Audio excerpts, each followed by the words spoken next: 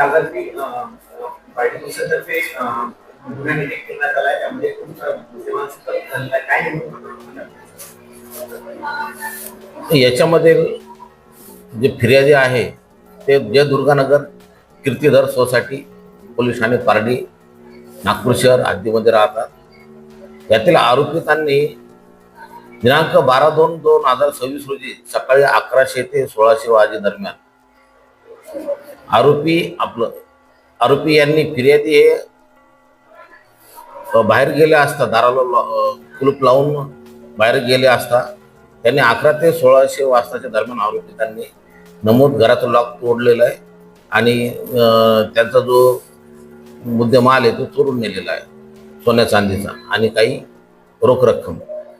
तर या जे आरोपी आहे यांना गुप्त बातमीदारामार्फत निष्पन्न करून यांना अटक करण्यात आलेली आहे आणि त्यांच्याकडून एकूण 2,89,000 रुपयाचा मुद्देमाल म्हणजे 100% मुद्देमाल त्यांच्याकडून रिकवर करण्यात आलेला आहे.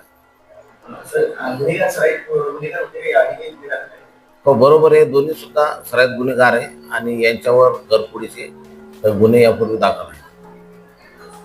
संपूर्ण कारवाई कुठल्या वरिष्ठ अधिकाऱ्यांमार्फत आणि कुठल्या डीबी पार्टीने केली आहे काय सांगा?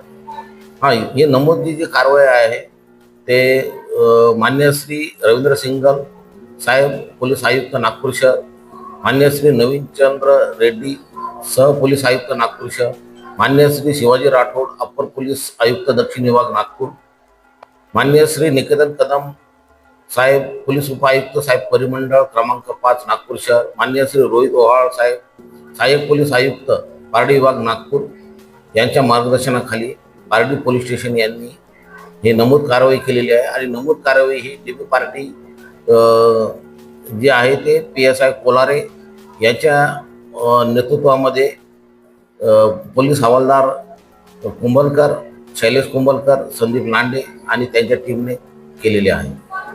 सर, जे सराईत गुन्हेगार आहेत असं त्याचा मोडस काय आहे, ते चोरी करण्याचं काय मोडस समोर आलेलं आहे? हे त्यांनी ही दिवसाची घरफोडी पहिल्यांदा केलेली आहे, पण यांचं जे मोडस आहे रात्रीचे घरफोड्या करतात आणि हे जनरली आपण कडीकोंडा कुलूप तोडून घरामध्ये प्रवेश करतात आणि अशा घरात ते कडीकोंडा आणि कुलूप तोडतात की ज्या घरामध्ये कोणी माणसं नाही आहेत, कोणी राहत नाही याची संधी साधून ते हे करत असतात.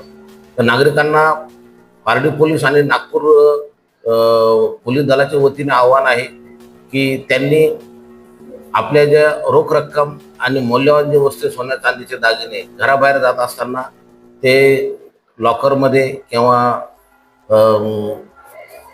कोणत्या तरी नातेवाईकाकडे ठेवावे, सुरक्षित ठेवावे आणि नंतर बाहेर जावे खात्री करू.